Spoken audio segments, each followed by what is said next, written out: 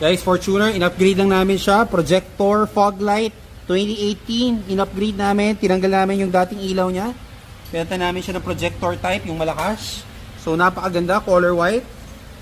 Nakita nyo? Yan yung projector namin. Ito yung standard mo na headlight. Mas malakas pa yung projector namin kaysa dun sa headlight nyo. Plug and play. Installation is 10 minutes. Yung mga nadidiliman, ito super laking difference dito sa gabi. Marami kaming video nito sa YouTube.